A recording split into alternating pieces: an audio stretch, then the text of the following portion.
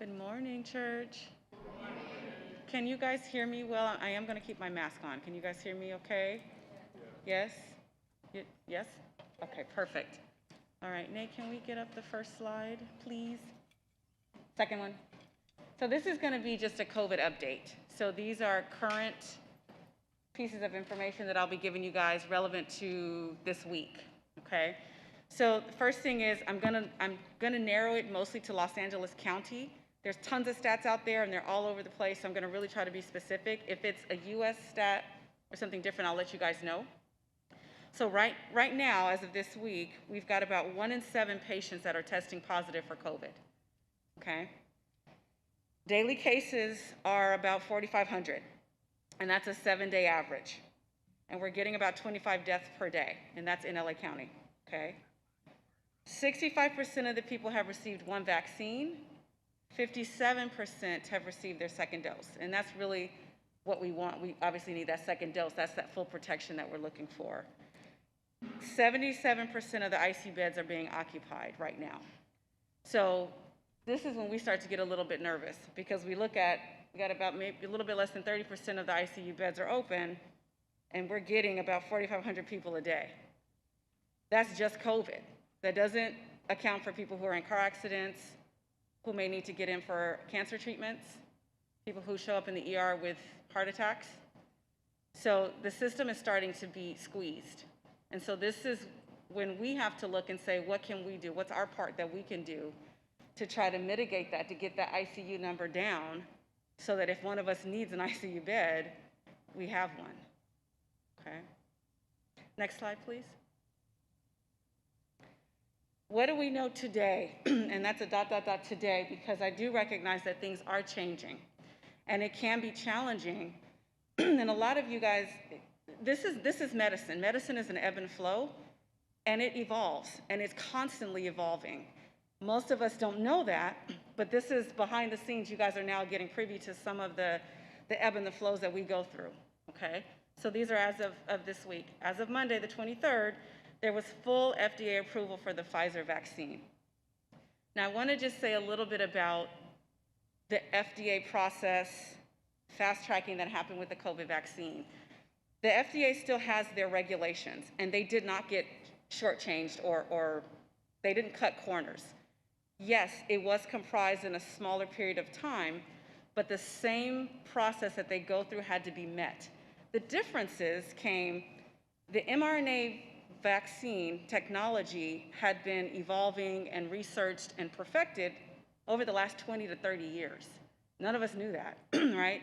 So there was a reason why that technology was started to be evolving. They were trying to find a better way to get us vaccinated and better immunity against our thing, like our flu shots. Every year we have to get the flu shot, right? And every year we kind of miss the mark. Well, that technology is trying to address some of those discrepancies. So what has happened is, in a pandemic, you get to kind of accelerate some things. You can use buildings that are already fabricated to do the laboratory analysis. You get early research done. You get people who enroll quicker. What happens is the system becomes more efficient in the middle of an emergency. It doesn't mean that corners were cut, okay? The data's still there. FDA is not going to approve something if they don't have the certain numbers, the certain statistical analysis, and the certain, we call it power, that they're looking for in a study, okay? So Pfizer's approved, Moderna will be next, Janssen will be next, and it'll just, you know, keep going. What we do know is that right now, 29 times more likely to be hospitalized due to COVID if you are not vaccinated. And the CDC just came out August 14th, they did the first one where they actually are comparing vaccinated versus unvaccinated. And we're actually now able to see what's happening. We see who's going into the hospitals, we see who's dying, and it's not the ones who are vaccinated. The people who are vaccinated, 1 in 100,000, so that's 0.0001% of the vaccinated people are being hospitalized. Okay, so when they're throwing out stats, you guys got to stratify them, because there's going to be hospitalized statistics, death statistics, infection statistics. Okay, so those people who are vaccinated, yes, there are some that are getting infected, and yes, there is transmission that is happening, but they are not the hospitalized, and they're not the ones that are dying. They're not the ones taking up the ICU beds we had earlier. Okay. The Delta variant. What you guys need to know is that the Delta variant is not the same strain that we had when we first started this.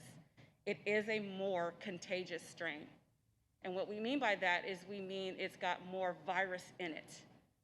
So as we are sitting and we're talking, we have the chance to spew out or give more virus out into the air, okay? And the reason why this happens, this is the nature of viruses. Viruses are an adversary.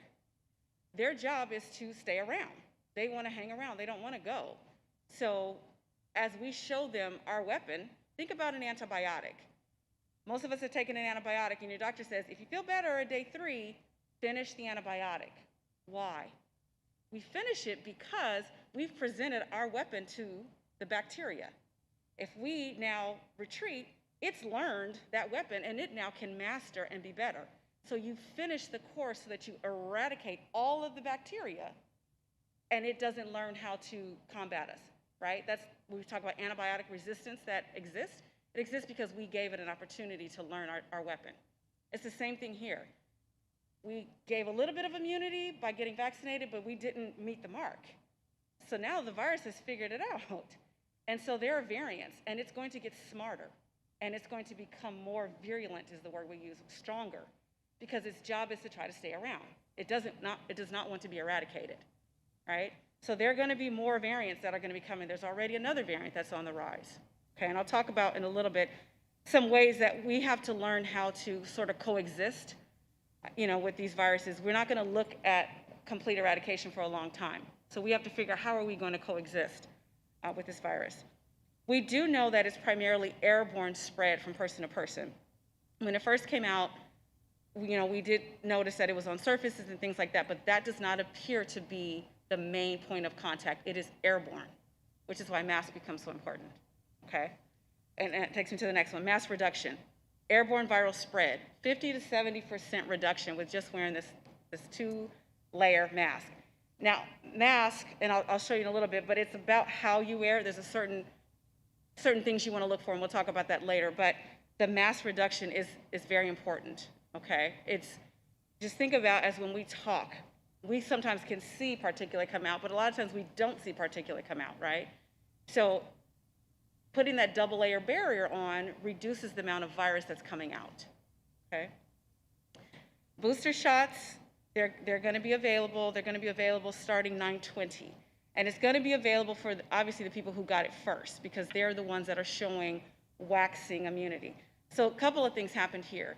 There was always going to be the talk that there was going to be a need for a booster.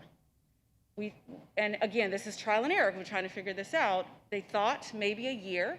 But then the Delta variant came in, and the Delta variant, like we know, is a lot stronger. And so there was a study that came out, I think it was from the British Journal, that showed nurses started off having like about a 90% protection against the coronavirus, and now against the Delta, it's waning down to 70%. So there becomes the need now to start boostering. And the first people who were boosted, who got the vaccine were the medical care workers, the nursing homes. So they'll be the first ones. Those who are immunocompromised are also getting it. So for you guys to know, booster time for you is going to come 8 months from your second dose, okay? Next slide, please. Okay, what should we be doing? Wearing a mask, okay? What's the best mask? The one that fits the best. And so what you want to make sure is that the top of the mask is at the bridge of the nose, so that should be a natural indentation that you feel on your nose. The chin, it should be cupping up under your chin. There should not be any poking out or pockets this way, okay? It should be flush.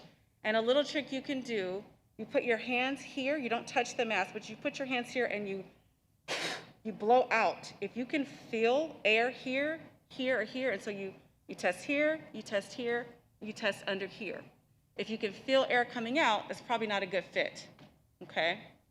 We do a more formal testing in the clinics and the hospitals, but for you guys, the best fit is the right mask, okay? And I brought some samples I'll show you guys, and you guys can look through some of them. Hand washing is still really good, especially if we're manipulating the mask and we're touching our hands and things like that, so we still want to keep good hand washing. Social distancing, which we're doing, and ventilation. That's another really good one, is good airflow, air purification, those types of things, okay? Get vaccinated. And this is my saying, if you let it hang around, it will try to stay around. And I've had lots of conversations with my patients around the vaccination. And I know it's a challenge for a lot of people, and I know it is a struggle. And I share my story that I'm not necessarily the anti-vaxxer, but I'm not the first person in line to vaccinate my children or my family. But you have to, there comes to a point where you're really playing it's either death, because we don't know what you're going to be like and how you're going to be when you get that virus, or you have to deal with the consequences or the side effects of the uncomfortableness of taking the vaccine. This is a pandemic. This is not a flu season. This is a pandemic. And so it is challenging. I will challenge you guys, get out there and get non-biased data to make your decision. Talk with your doctors. In my opinion, this should have always been a conversation between you and your doctors. It should have never gone the way it went. But talk to your doctors. Get reputable resources, and you'll see some of my resources like Yale Medicine, Harvard Medicine. Look at reputable, neutral data to make your decision, okay? Assessing your risk. And what I mean by that is every activity is going to have a risk, right? We have to learn how to coexist with this virus. So you guys have to make an assessment every time you make a decision. So, for example, we have a birthday coming up. We want to go out to eat. We're going to be indoors with our mask off for a period of time. Is that something that's worth us doing? Do we want to know, are they social distancing in the restaurant? Are they having great ventilation? After we do this birthday party, do I then have to go do something else that's high risk? Maybe I don't want to do this birthday party. And so you guys are going to have these kind of conversations with yourselves about what's important, what's not important, how am I going to risk, what's my risk stratification for this? And it's going to be an ongoing conversation. There'll be some things where you'll say, probably not going to do this. I just had a big milestone birthday. We were going to have a big party. Didn't want my sister flying across the country. That's a risk to her. Didn't really want to expose the kids. It just wasn't necessary. So we made the decision to say, you know what? We can wait. We'll do that birthday party later. It's not life or death, right? So that's what I mean when I say assessing your risk, and it's going to look different for each family. What can you guys do to support your immune system? So there are a few key things. Vitamin D, I'm sure you guys have been hearing about it, very, very important. Want to keep D levels up. D is important. It's anti-inflammatory. It supports our immune system. There's some studies out there looking at it and how people who have COVID and low vitamin D levels are having worse outcomes. So we want that. 4,000 IUs is about where you can be without talking with your doctor and getting more information. Of course, the better way to do it, and what I do with my patients is I test their vitamin D. I want their D levels between 60 to 80, and we're giving them different dosages to get them up there, and then we're maintaining them. Usually I maintain patients at about 5,000 IUs. But for you, without having that lab, 4,000 IUs would probably be the safest to start. Zinc is another one. It's immunity boosting, about 15 milligrams. It can go higher. It can be 30, it can be 25. 15 is probably a good dose to start. Vitamin C, about 1,000 milligrams a day is where you want to be. Probiotics, it informs our gut. A lot of immune cells are in our GI tract, very important. Another way around that is make sure you're eating colorful foods. If you're sitting down, and I challenge my patients, you look at your plate, there should be 3 colors on your plate, and it shouldn't be brown or beige. That doesn't count, right? It needs to be the reds, the greens, the oranges, the yellows. If you're getting those colors, you're going to be getting prebiotic foods and probiotic foods. You're going to be informing your gut to support your immune system. Sleep and stress reduction, super duper important.